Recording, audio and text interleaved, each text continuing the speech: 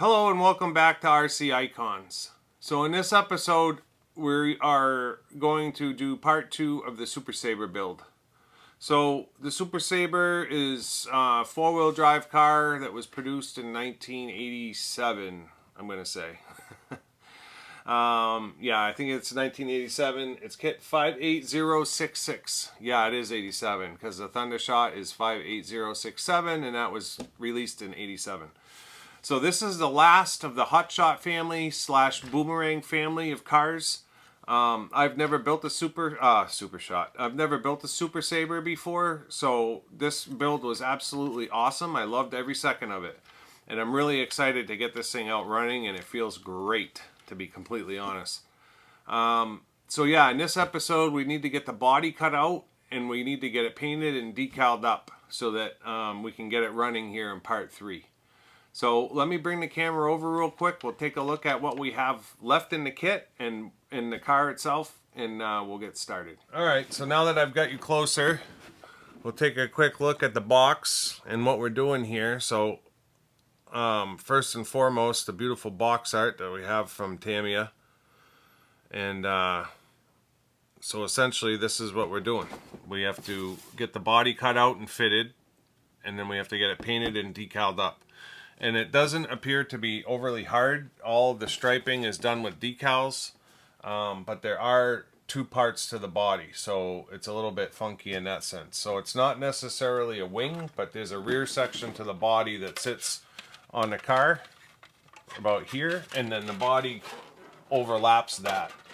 So you can see the 2 cutouts. This, I'm going to call it a wing, but you can see the 2 cutouts for the wing here. And those actually are for the shock towers. I think I got it backwards. Yeah, it sits like this.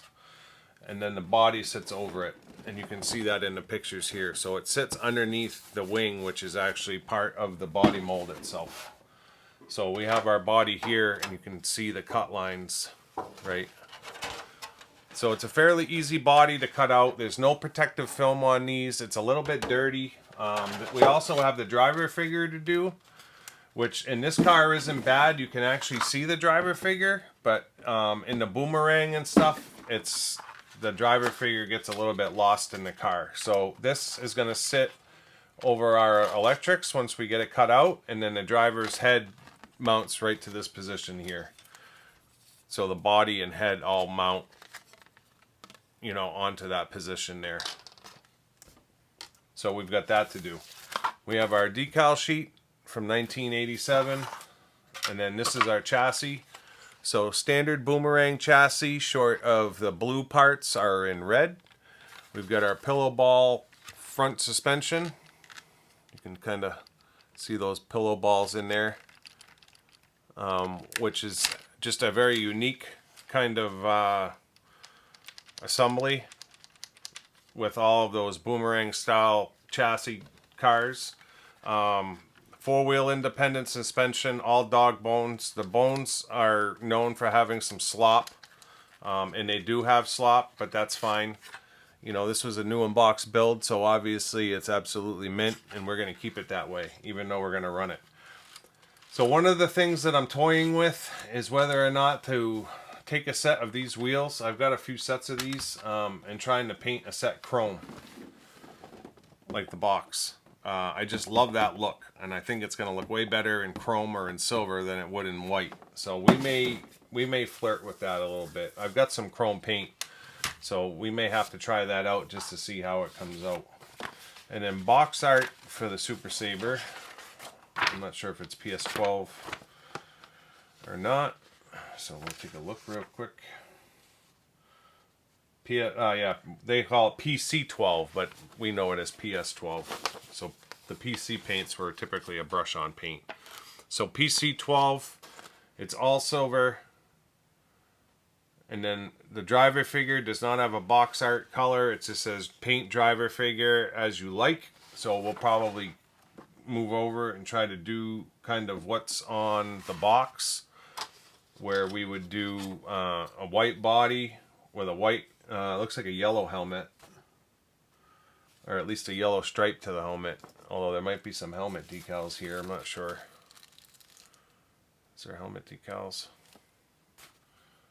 Does not show any helmet decals.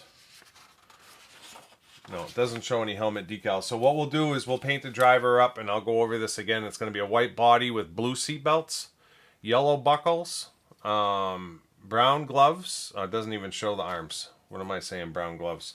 I'm just looking at the box trying to follow what it's showing. So yeah, we'll figure that out. That's probably why they just say to paint it however you want.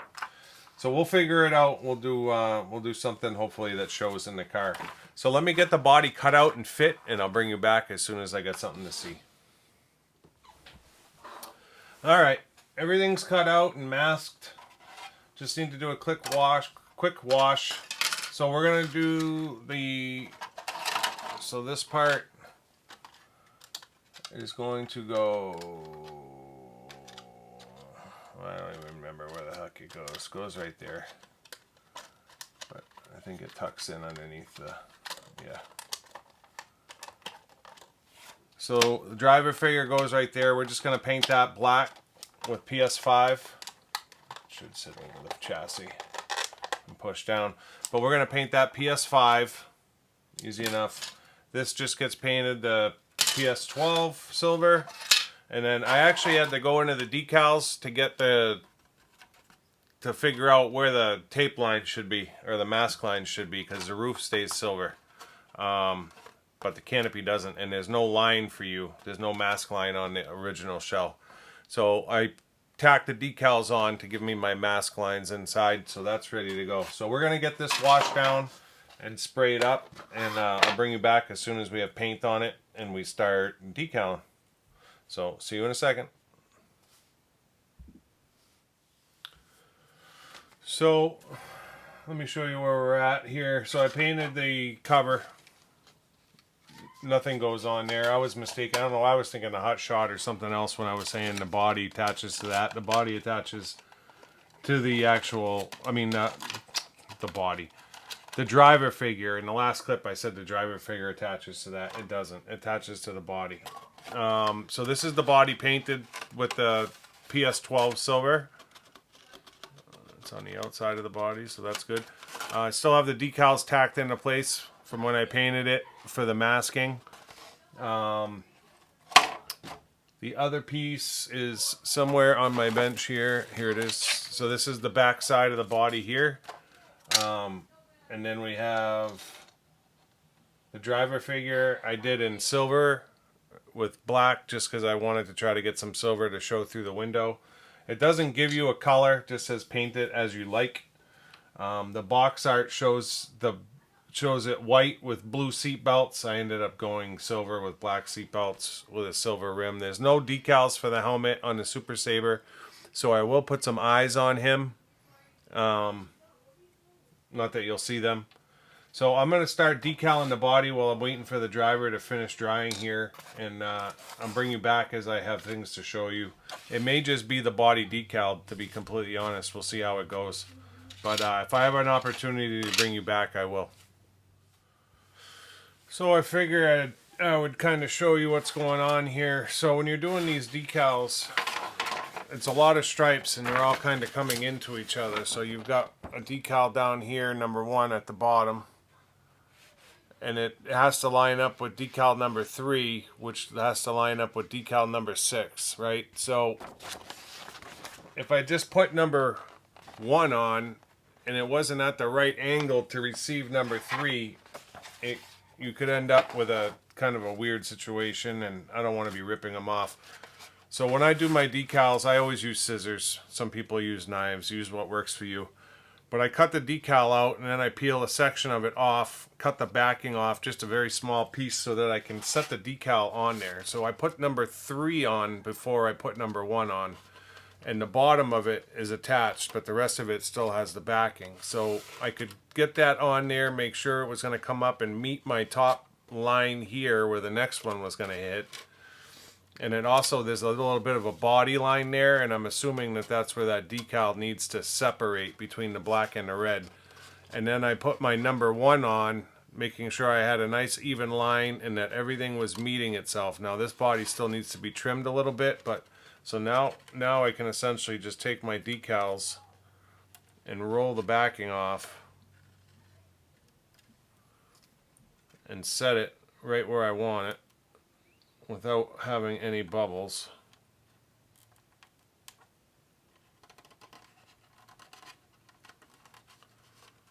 And getting a nice clean line.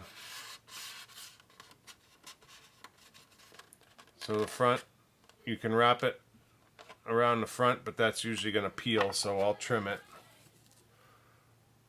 So sometimes Tamiya makes their decals just a little bit long on purpose so that you can get it positioned right. So now number 1 is on. Now I can come back and work number 3. So you can literally just run your thumb up it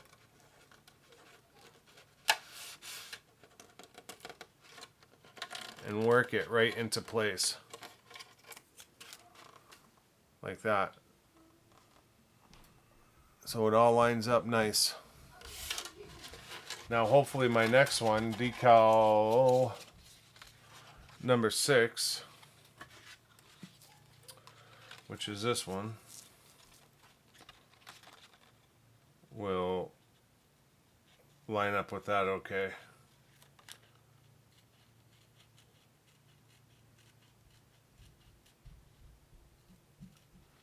So I've got really shaky hands from being in construction for 20 years. And for me, with a hobby knife with decals, it never works out right. I always end up cutting into the decal. I can't get a straight line.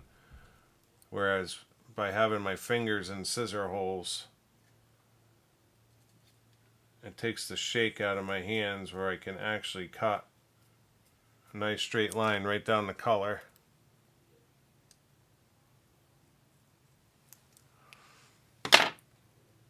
And get it perfectly cut out. So this is now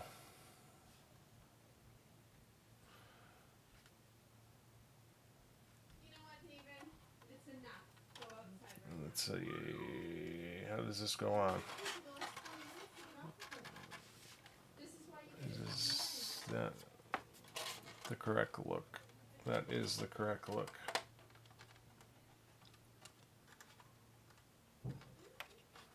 And then it wraps the back. Yeah, it wraps down over the back. So what I'll do is I'll cut part of this backer off here. Oh, you gotta be careful not to cut the decal when you do that.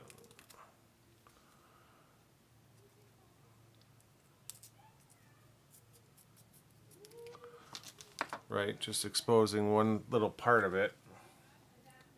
Now I can take that decal and I can set it right where I need it to be. Checking that it's going to wrap completely. And then I can set it. Again, just rubbing my finger, following the decal edge.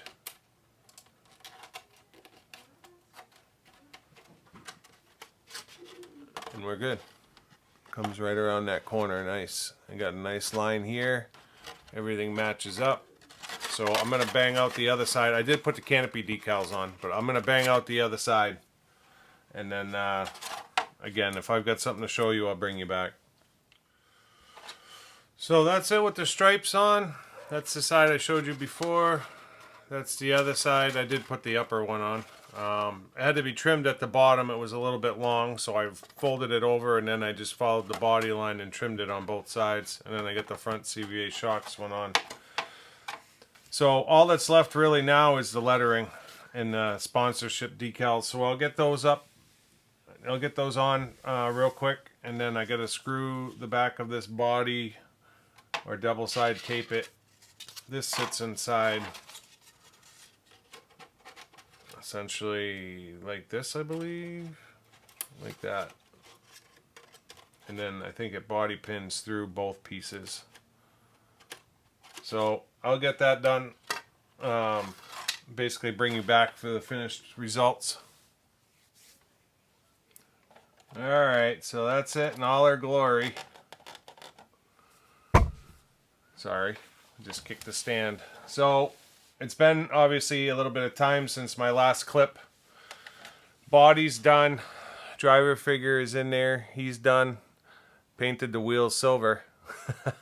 I couldn't do the white wheels staring at this box the whole time.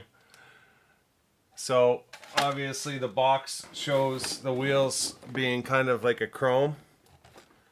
So I decided to go silver. I didn't want to try painting chrome. Did silver tire writing with the silver wheels, and I think it looks absolutely epic. Now this thing is sitting a mile off the ground, which is fine because I'm going to run this one run and done, just like the rest of my cars. But when I bring it back in, and put it on the shelf, I may lower it a little bit. Although this is one of those buggies where it doesn't, the fact that it's standing high doesn't really faze me. Although sitting like that would definitely look a lot cooler. So yeah, obviously it's mint, you know, brand new build, never been run before. So should be pretty epic. I don't really understand Tamiya's thinking on this pin system. It's supposed to hold in there and not come out, but it seems like it could just fall out for that battery tray. But regardless, so yeah, that's going to do it for this one. I'm psyched. It looks great. I know there's a lot of Super Sabre fans out there, so hopefully this will tickle their fancy. Let me get the view changed over for a closing, and we'll wrap this video up. So yeah, that's going to wrap up this video of the Super Sabre from, let me think, 1986? I think it's 1986. I know the Thundershot came out in 87, so I'm pretty sure this was 86, because this was the last of the Boomerang family / Hot Shot family. What did I think? I've never built a Super Sabre, never had a Super Sabre. So yeah, this thing's awesome. For any of you that are out there that look at the Super Sabre and you don't like it, it's probably because you've never had one, in all honesty. Because this car really never floated my boat until I actually built it. And I think the thing is awesome now. I mean, it's, I don't know how to describe it. You know, it's just, it's one of those cars that when it's in front of you, it's just unbelievable. I know the comments are gonna be full of people saying, I wish they would re-re it, I wish they would re-re it. Like, I totally get it. I don't understand why we haven't seen it. I don't think it'll be long before we do see it. To be completely honest, I think it's just a matter of time before we see the Super Sabre and the Hot Shot 2. And that's great, because it'll allow people to get this car again in their collection, re-re or not. So yeah, I'm excited that that I have this one built, but I've also got to still have a new in-box kit for my new in-box collection, so that's great. And I'm glad I painted the wheels silver. It looks so much better in silver than white, in my opinion. You guys will have to tell me what you think in the comments. I just think that looks awesome with the silver paint. You know what I mean? It's not too much silver with all the red and black chassis and the red and black stripes. And then the silver body with the silver wheels and the silver tire writing, I think it just complements it. It'll have to be a light run. I did use TS paint. I used Silver Leaf on the wheels. It's a TS 36 or 38. I forget what color it is. And I painted both inside and outside of the wheel, and putting the tires back on the wheels. The insides did chip just from putting the tires on. So I know, and I've got a little chip on this one on the outside, this rear. So I know it's just a matter of time, but worst case scenario, once I give it a run, if I have to take the wheels off and shoot them again before I put it in the cabinet, I will. It kind of is what it is. But I wanted you guys to at least see it the way that I'll be looking at it once it's completely done. So yeah, that's going to wrap this video up. You'll see one more video on the Super Sabre, and that'll be me getting the running gear in and taking it for a rip before winter sets in here. We're hitting mid-fall, so it's not going to be long. I'm actually going to try to get a few cars out. I got to get the 934 black 1/12 edition out. I got to get the Super Sabre out. I'm probably going to try to get the Ashipla Monster out. And then a couple other cars that don't necessarily need full-on restorations. If I can get them out to get some running video footage done, I'm going to, so that way this winter our Wednesday videos will have some running footage. You may not see it for a while, but at the very least over the next 6 weeks I want to try to get as much running footage as I can with some of these cars. So if you haven't already subscribed, make sure you subscribe and turn on your notifications. Hit the all button on your notifications so that you're notified of all the videos, so that you don't miss any of these running videos that are going to be coming up. We're going to run some epic cars, so it should be pretty cool. And then leave me a comment. Let me know what you think of the Super Sabre. I know a lot of people love it, and I know a lot of people hate it. It's one of those like the bigwig. I think the people that don't have love for the Super Sabre, it's probably because they haven't seen one in the flesh, to be completely honest. Because the thing is just cool as hell, and it looks real capable. I'm looking forward to the run. So that's going to wrap it up. Until next time, we'll see you soon. Thanks.